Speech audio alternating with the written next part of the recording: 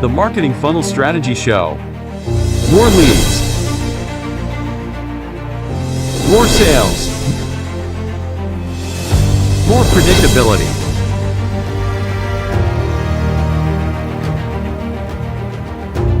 Introducing Jared Hyman, sales and marketing expert. Introducing Serena Carly, marketing and outsourcing expert.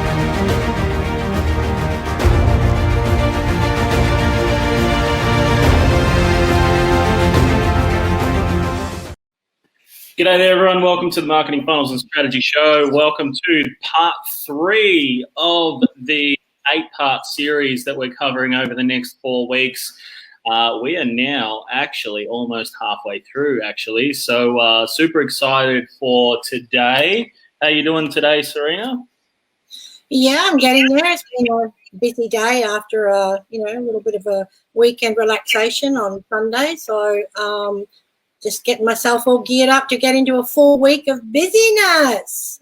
Making shit happen as per the always, huh? Yes, as per usual. Fantastic.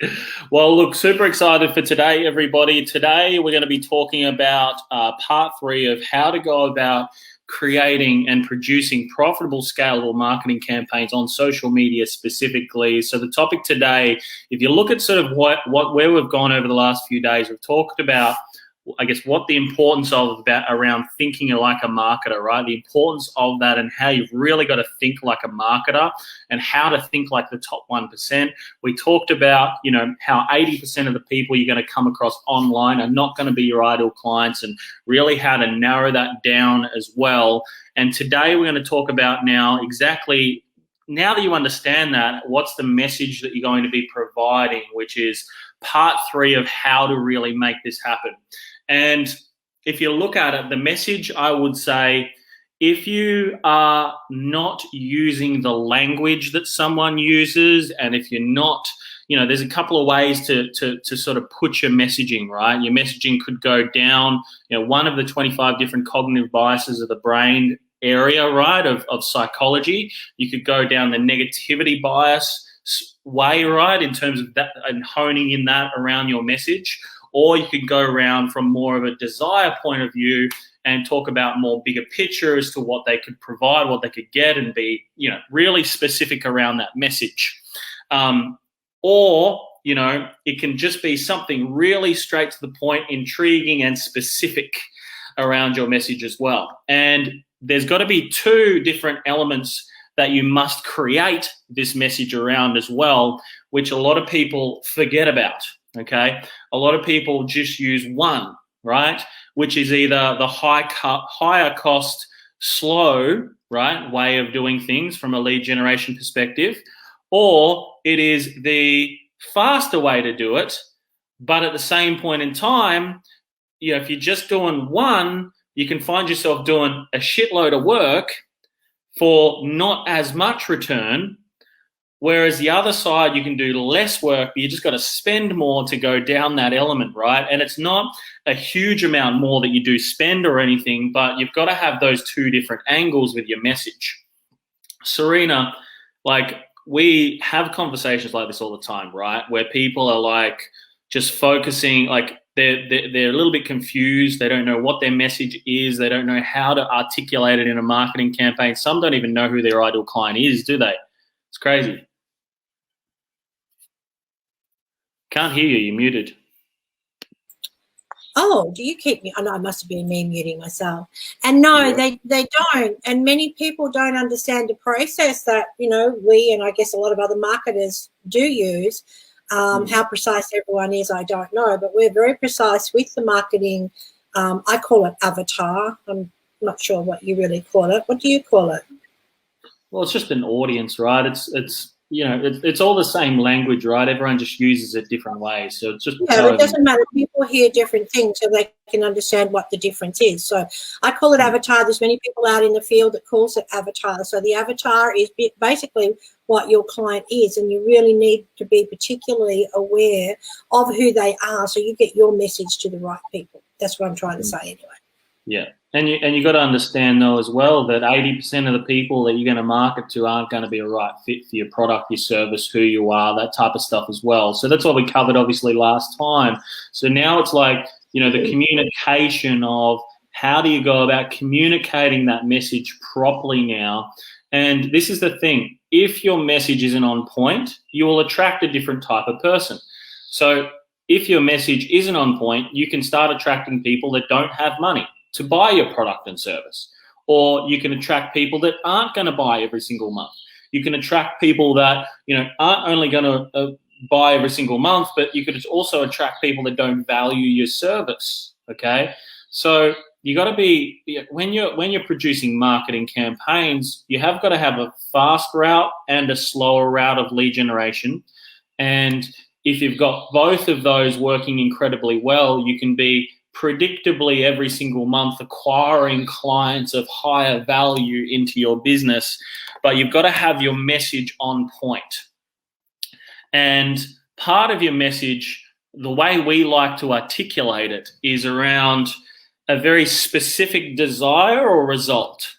So it's like, how to achieve something in a certain period of time, how to do something in a certain period of time, how to achieve X result in a certain period of time, and creating your messaging around that. But once again, you've got to use the language of what your audience is, or this 20% of the people that are going to buy and pay that higher end product price for you as well. The message has got to be scoped around them. So you got to be using their language. Some will, for example, I'll give you some examples. A finance broker wouldn't exactly call a person that they work with a customer. They wouldn't really even, they might call it a client.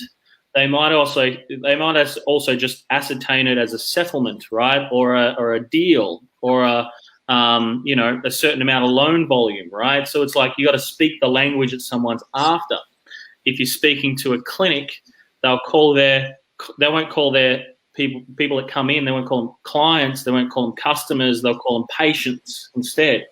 So everybody's got their own unique way of, language for every single industry, every single person that you're going to be speaking to. Some people might say they're after a really good deal. Other people might say that I want the best price, right? Or another person might say, I just want the best value, right? So you've got to use the language of, that audience that you've mapped out. If you haven't seen the first 2 episodes, go back and see the first 2 episodes and re-listen to this one again. Because you got to listen to the first 2 episodes to be able to really get what it is that we're coming across with right now as well. But you can still map it out in your own time and focus on that as well. So, my question is now, what is the language that your high-paying clients use around your product and service? What is the language that they use? What is the results that they're after? Are they very results-driven? What is the language that they're going to use to be able to, around your product and service to get certain results? What are they? How do they say things? How do they speak? You got to use their language. If someone's like here in Australia, if they're like your typical Aussie bloke that's like, g'day, mate, and all this type of stuff, that's the type of language you got to use, right?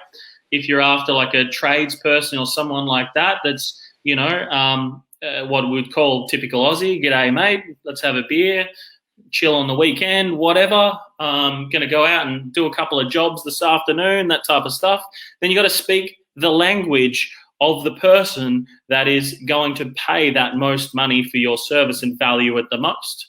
So everything around the communication of your message now has to be designed towards the 20% that will pay the most for your service and value it the most, and you got to speak the same language they speak, and you articulate a very specific result within a certain period of time. Okay, so to really do well at this, naturally you do need to have a really, really good product or service to be able to do this. Otherwise, you're just going to be pushing shit uphill if you haven't got your product and service and all this type of stuff proven. Because, part of communicating a message is showing a result.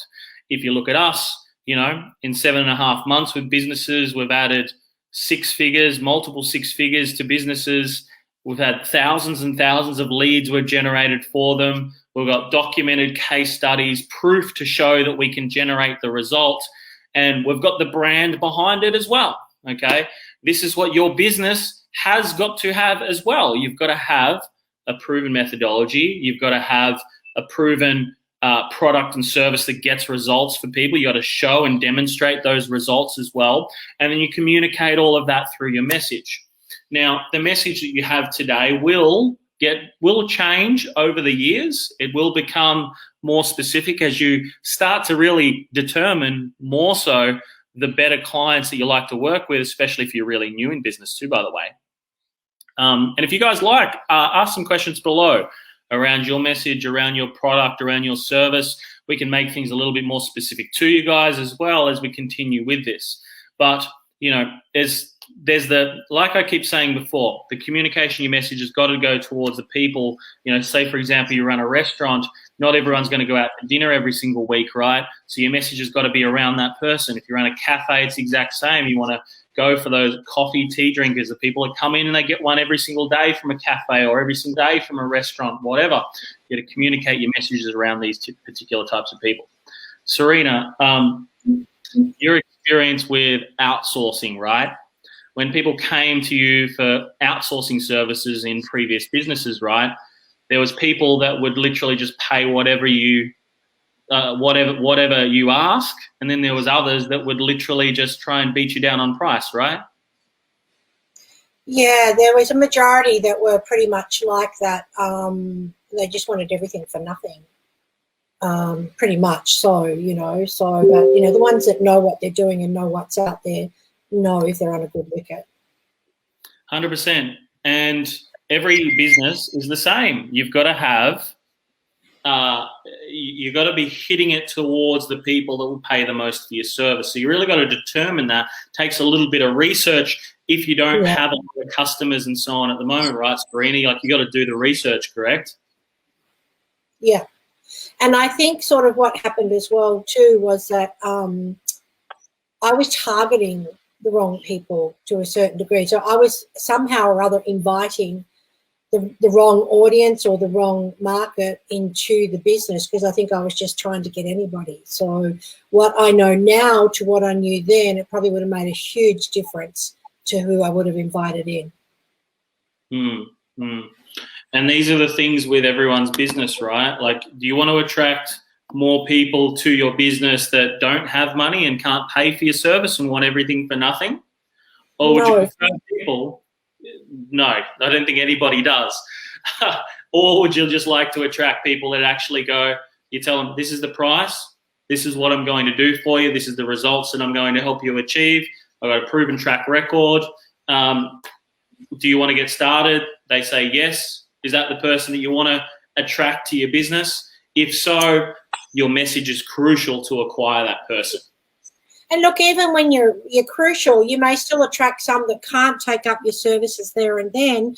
It just doesn't mean they're not the wrong type. It just means the opportunity isn't quite ready for them, or, they may be in a situation where they can't do it right there and then. So, and that's where the customer relationship and trust comes into it, because you're still attracting the right type of person. You need to nurture them until they are ready for you. Exactly. And that's why you got to have an ecosystem as well. Like, you got to have an ecosystem of services and products where, you got your clients that are a certain caliber, meet a certain criteria to go in and purchase higher amounts from your business, buy more regularly, that sort of stuff. You got a type of person for that. And then you've got an ecosystem of services that you can offer that are of a lower price, because some people with your message, you will acquire certain people with your message, and some will want to spend $500, some will want to spend $50 or $100, some will want to spend $20,000, $30,000, $100,000, right? But not everybody is going to do that. That's why you got to have an ecosystem of services to basically, part of, we'll speak about probably on about week 7, we'll speak a lot more on this in a lot more depth. because that's the process you go through. Week 7 that you spend here with us, part 7, we'll go through this in a little bit more detail. But it's essentially you're qualifying the people to go towards certain services. Everyone's got different budgets. Everyone's got different amounts that they'll spend. Everyone's, meeting certain criteria to go into certain levels of products and services. So your message has got to be on point to go towards a certain, to attract the higher caliber, the people that will pay more. If your message goes towards that person, great, fantastic. You'll get a lot of those people come through, but you will still get a few others here that you've got to direct across into other ways throughout your service ecosystem that your business has. And it's all about nurture. Everything's about relationship, opening a relationship, nurturing people that come through into various different types of services, treating everybody equal. Someone pays 500, someone pays 10,000, treat them equally. Naturally, your service or your product does provide more to people that do pay more. That's why they pay that money to work with you. But everyone still gets treated the same still in terms of respect, in terms of, creating and continuing that relationship and continuing to be able to speak, produce results for each other, that type of stuff as well. Especially if you're a very results-driven service orientation, very similar to us as well. Not everyone can spend certain amounts on marketing, right? Or $2,000, $3,000, $4,000, $5,000 a month on marketing. Not everyone can do that. However, that's part of the parcel of business, right? Not everyone can do that, but you can build people up to those levels. Not saying that people can't do it in the future. People can definitely do it in the future. You got to help them get to certain levels when you're more of a results-based service, of course. So these are the different things of how you got to create your message to it. So your message, once your message is on point, once your message is very specific, shows people how to do things in certain periods of time, that type of stuff, and you've sculpted that out. Once that's on point, you'll start attracting certain levels of businesses or consumers or people or whatever it is that you're attracting with your service as well. Do you have some thoughts on that, Serena? No, I was just sort of thinking, you might be scaring some people off with the $5,000 a month. Not everybody's ad spends go that high. It depends on your business. It depends on your customers. It depends on how many leads you want to get per day, per week, and for that month. So obviously the more you spend, the more favorable Facebook looks at you. The more you spend, the more leads that come at you as well. Sometimes some people do a bit of testing to start off with, and they're a little bit lower while they're tweaking and all that sort of stuff. So, and then if someone's got really high ticket pricing, promotions and things like that, then, they start to go even higher still. So just sort of wanted to get that out there as well. Yeah, I mean, I wouldn't say I was probably scaring people off with it. I mean, everyone is at different levels, of course. But, any product, any service can get to $5,000 to $10,000 a month in ad spend, right? All it is you've got to start small, tweak into profitability. Once you get into profitability, you can start increasing your ad spend to get to those levels, right? Not everyone just goes straight out of the guns and spends $4,000, $5,000, $10,000 a month. Some people do, and some people do it a lot quicker, yeah. They're just, very different mindset, very different way of thinking about things, very different, thought pattern around money. A lot of these people too. Some have, bigger networks, some don't. Some actually have zero networks. We've got clients that have gone straight out of the bat, $3,500, $4,000 a month on advertising, right? But they basically had kind of, a certain plan. They didn't invested a certain amount of their own money into things as well. Some borrowed money or got money from investment to be able to do that as well. So, everyone has a different way of doing it and backing themselves to get themselves to these types of levels, of course. But, part of you being able to get there is going through these sort of 8 steps that we're talking to you over the next 4 weeks as well. 2 of them we covered last week, the third one today, to really help you guys to get into that point where you are producing profitable, scalable marketing campaigns that you're doing on social media specifically. Anything you'd like to add, Serena, or anything I might have missed, maybe? No, I was actually just looking for our battle plan link so I could share it with everyone. So give me a moment and I shall do that.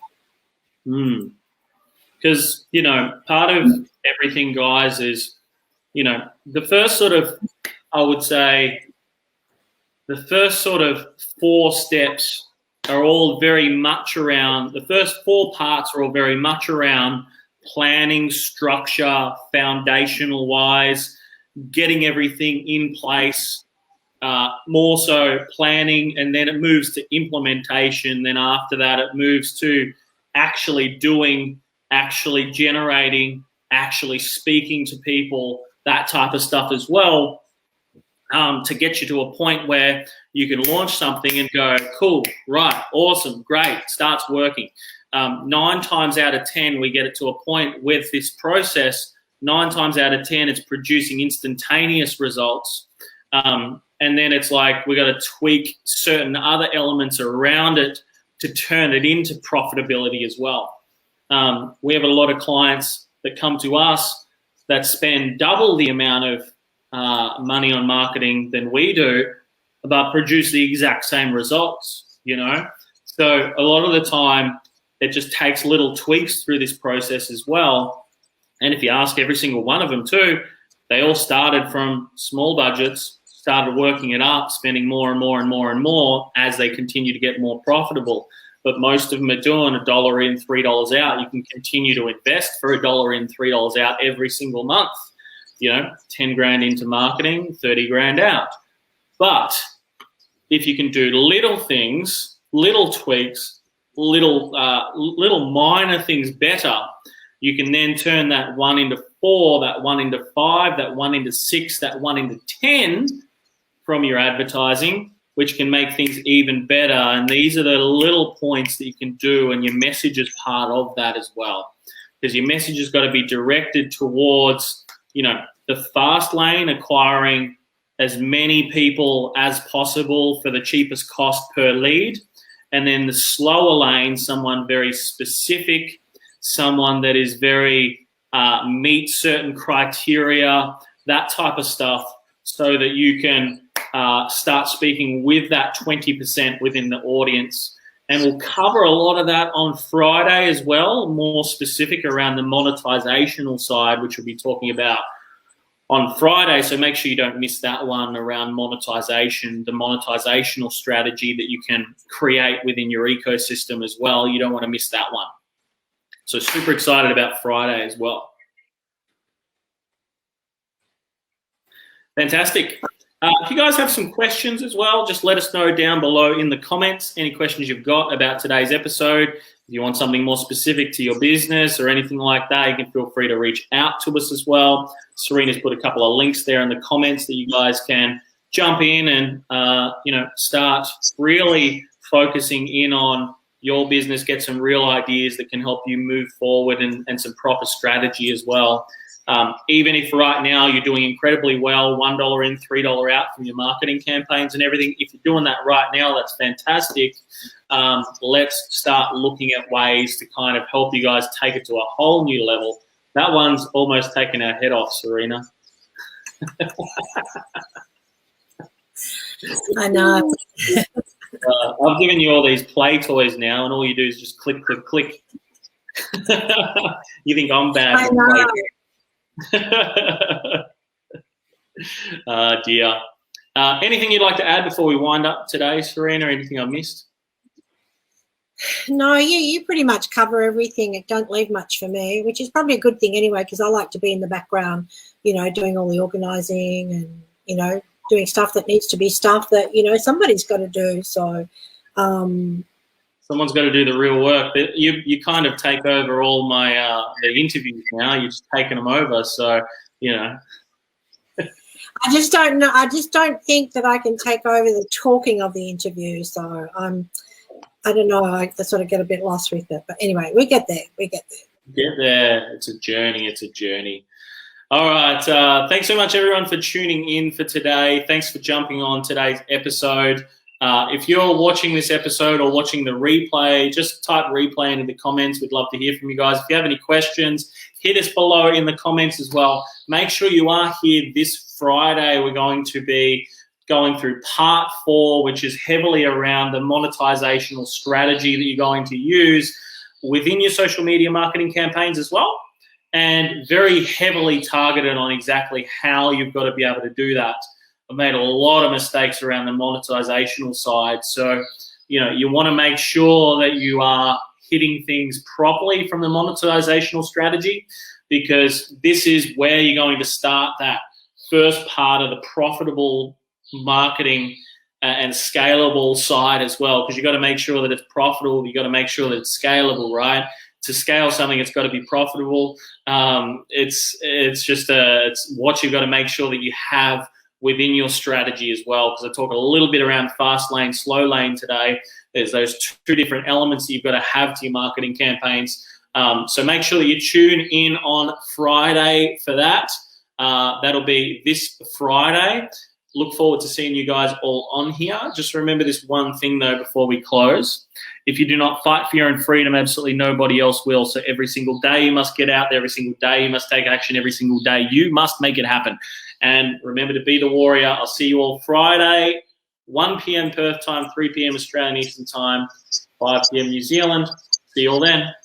We'll see you then. We will see you then.